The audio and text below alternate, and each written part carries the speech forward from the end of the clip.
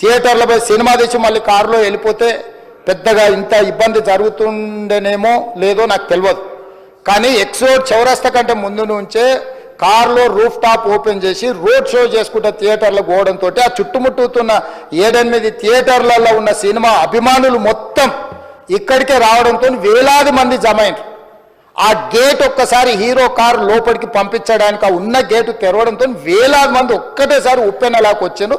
ఆ ఉప్పెనలో చనిపోయిన రేవతి, ఆమె కొడుకు, భార్య, భర్త, కూతురు వాళ్ళు అలాగైపోయి కొడుకు తల్లి ఒక పక్కన పోయి ఆ జనాల నుంచి తప్పించుకొని టికెట్ చేసుకొని ఆ తొక్కిసలాటలు హీరోను థియేటర్ లోపలికి తీసుకుపోవాలనుకున్న టైంకి అతను బండి మీద రోడ్ షో చేసి దిగేటప్పటికి వేలాది మంది హీరోని కలవడానికి చొచ్చుకొచ్చారు ముందుకు. అసలు ఇక్కడ this a false allegation that there is a road show, ఏంటది ప్రొసెషన్.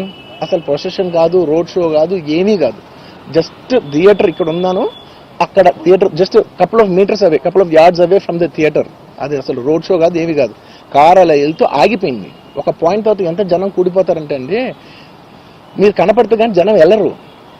బౌన్సర్లు కానీ ఎవరన్నా పోలీసు కానీ అందరూ అడుగుతారు, సార్ మీరు ఒక్కసారి వేవ్ చేసాను సార్, వాళ్ళు వెళ్ళిపోతారంటే మేము మామూలుగా ఎప్పుడు బయటకు వచ్చి అందరికి వేవ్ చేస్తాం. అది నేనే కాదు, ఎనీ లీడర్, ఎనీ సెలబ్రిటీ ఎవరైనా అడగండి, మనం వేవ్ చేస్తేనే వాళ్ళందరూ జరుగుతారు. ఓకే ఓకే చూసాం, సాటిస్ఫాక్షన్ ఉంటుంది, అప్పుడు దే స్టార్ట్ మూవింగ్ అవే. ఆ దీని మీద చేశాను. And is also respect. ఇంత వేల మంది చూస్తానికి వచ్చినప్పుడు నేను నా కారు లోపల, టెంటెడ్ కార్ లోపల దాక్కుని కూర్చుని ఉన్నా. బట్ అంతమంది అంతమంది వచ్చినప్పుడు వాళ్ళకి ఏం కావాలి? హీరోది ఒక గ్లిమ్స్ కావాలి అంతే. అది కూడా ఇవ్వకపోతే నేను ఎంత యారగెంట్ కింద ఉంటుంది. ఇంతమంది ప్రేమ చూపిస్తే నేను కాలు కూర్చున్నారులే అనుకుంటాను నేను. అరే నేను బయటకు వచ్చి ఒక్కసారి వాళ్ళందరికీ థ్యాంక్ యూ ప్లీజ్ పదండి ఇలా అంటుంటా. మీకు చూడండి నా జస్టిస్ అని చూడండి, ఇలాంటే ఇలా పదండి అంటే నేను చెప్తేనే వాళ్ళు వెళ్తారు. అది పోలీసులు కానీ బౌన్సర్లు అందరూ, మేనేజ్మెంట్ అందరూ అడుగుతారు, సార్ మీరు చెప్తేనే వింటారు, ఒక్కసారి మీరు చెప్పండి అంటే మేము వచ్చి బయటకు వచ్చి ఇలా వేవ్ చేసి ఇలా అంటే వాళ్ళందరూ జరుగుతుంటారు. That is how we went into the theatre. మళ్ళీ అతను రూఫ్ టాప్ ఓపెన్ చేసి మళ్ళీ చేతులు ఊపుకుంటూ రోడ్ షో చేసుకుంటూ, అంటే తల్లి చనిపోయి పిల్లగాడు చావు బతుకుల మధ్యలో ఉన్నాడు, మీరు వెళ్ళండి అని వెనక్కి పంపిస్తే కూడా మళ్ళీ కారులో రూఫ్ టాప్ ఓపెన్ చేసి చేతులు ఊపుకుంటా అభిమానులను సంతోషపెట్టుకుంటా రోడ్ షో చేసుకుంటా అతను వెళ్ళిపోయింది అధ్యక్ష. పోలీసులు కేసు చేసిరు. కేసు మీద థియేటర్కి సంబంధించిన కొంతమందిని అరెస్టు చేసిరు. అరెస్టు చేసి 10-11 రోజుల తర్వాత పోలీసు హీరో గారింటికి వెళ్ళిండ్రు. మీరు కూడా కేసులో A11 మీ మీద కేసు ఉందని చెప్పడానికి పోలీసులతో దురుసుగా ప్రవర్తించిండు. మీరు ఆ వీడియోలన్నీ కూడా చూసిండ్రు. ఆ పరిస్థితిలో చట్టాన్ని అమలు చేసే పోలీసులు ఆల్రెడీ ప్రాణాలు పోయినాయి, ఒక నిరుపేద తల్లి చనిపోయింది, కొడుకు చావు బతుకుల మధ్యలో ఉన్నాడు. ఆ రోజు కోర్టుల కేసులు కూడా వస్తున్నాయి. కోర్టుకు కూడా మీరు విచారణలు ఏం చేసిండ్రని కోర్టుకు కూడా పోలీసులు జవాబు చెప్పాల్సిన పరిస్థితి ఉండే అధ్యక్ష. దాంతో మాట్లాడితే వాళ్ళు చాలా బాధ్యతారహితంగా సమాధానాలు ఇచ్చారని మా పోలీస్ సిబ్బంది చెప్తాను. దాంతోనే అతన్ని పోలీస్ స్టేషన్ తీసుకెళ్ళారు అధ్యక్ష. ఇక్కడి వరకు ఒక హీరో, ఒక థియేటర్లో జరిగిన సంఘటనలు, వీటన్నిటి నేపథ్యంలో పోలీసులు వాళ్ళ విధి నిర్వహణ నిర్వహించారు అధ్యక్ష. మీరు ఇలా అన్నారంట, మీరు అలా అన్నారంట, కాళ్ళు చేతులు ఇరిగిపోతే పర్లేదు అన్నారంట అంటే డెఫినెట్లీ చాలా బాధ వస్తుంది. అందులో ఏంటి, ఒక నేషనల్ మీడియా ముందు ఇలా మాట్లాడతాం అనేది నా క్యారెక్టర్ అసాసినేట్ చేసినట్టు కదా దేశం ముందు. అరే నేను కష్టపడిందే ఈ 3 ఏళ్ళు తెలుగు వాళ్ళకి. నా ఆడియో ఫంక్షన్ చూడండి నేనేమన్నాను, నా సినిమా చూడండి అది అన్నాను, నేనేమన్నాను, అరే మన తెలుగు వాళ్ళు పరువు తీసి ఎక్కడో నిలబెడదామని ఒక అటెంప్ట్తో చేశాను. అలాంటిది నేను అంత ప్యూర్ ఇంటెన్షన్తో చేస్తే నేను ఇలా చేశాను అలా చేశాను, నా మీద ఫాల్స్ ఎలిగేషన్, నాకు ఎంత బాధ వేస్తుంది. This is personally I mean to nobody. I respect everybody. నేను అసలు ఇదేం పర్సనల్ అటాక్ కాదు, ఏమీ కాదు. నేను జస్ట్ నా గురించి ఫామ్ అవుతున్న ఇన్ఫర్మేషన్ పీపుల్కి చెప్దామని, దట్ ఇలా జరుగుతుంది, ఇది నిజం కాదు, దయచేసి అర్థం చేసుకోండి చెప్పడానికి. అండ్ ఒక సిరీస్ ఆఫ్ ఈవెంట్స్ లా చెప్తాను జరిగిన విషయం. ఏమంటే జరిగిన విషయం చాలా అన్ఫార్చునేట్.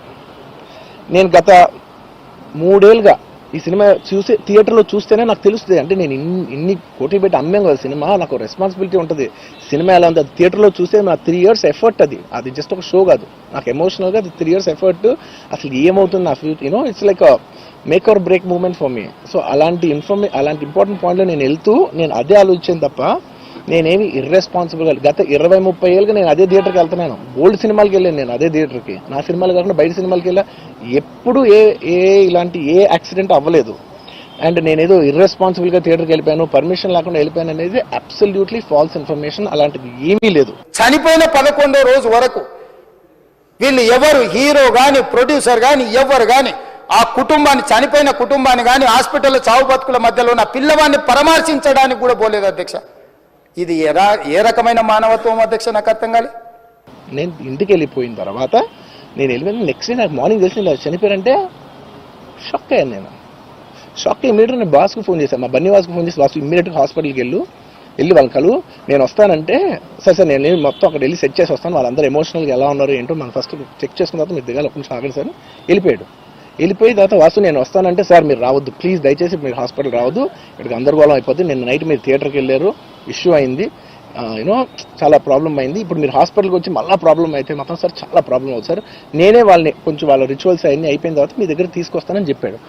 ఓకే అని వెయిట్ చేసేసరికి ఇమీడియట్గా ఏం చెప్పారు, సార్ మేమనుకోవద్దు, వాళ్ళు మీ మీద కేసు ఫైల్ చేశారు, ఇప్పుడు మీరు వాళ్ళు కలవడానికి లేదంటే నేను మా లీగల్ టీం అదేం పర్లేదు వాసు నేను వచ్చేస్తాను, నేను కొంచెం మూర్ఖంగా మాట్లాడుతుంటే సార్ మా లీగల్ టీం చాలా స్ట్రిక్ట్గా చెప్పింది, sir they filed the case on you, మీరు ఇప్పుడు వెళ్తే legally it is not right thing to do, please don't go అని చెప్తే అప్పుడు ఆగాల్సి వచ్చింది.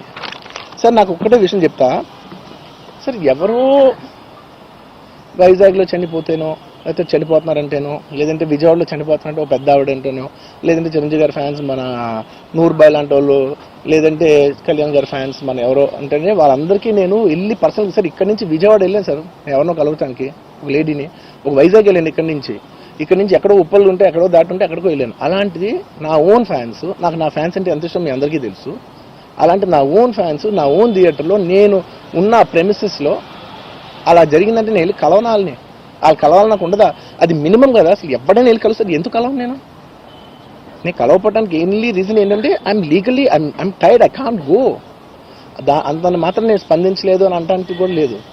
సో నాకు ఏం చేయాలో తెలియక నెక్స్ట్ డే సరే వాసు మనం వెళ్ళకపోతే బాగోదు, ఏం చేయాలో తెలియక అప్పటికప్పుడు ఒక వీడియో పెట్టా, ఎందుకంటే నేను కూడా షాక్లో ఉన్నా, జెన్యున్లీ నేను కూడా షాక్లో ఉన్నా, అరే ఇలా అయింది ఏంటి, ఎటు కాకుండా హాఫ్గా ఉన్నాను నేను జెన్యున్ చెప్తా హాఫ్ ఉన్నాను నేను, ఇప్పుడు కూడా కొంచెం హాఫ్గానే ఉన్నాను నేను, నాకు తెలుస్తుంది నేను కరెక్ట్గా సెంటర్డ్గా లేను, కొంచెం ఆఫ్లోనే నాకు తెలుస్తుంది.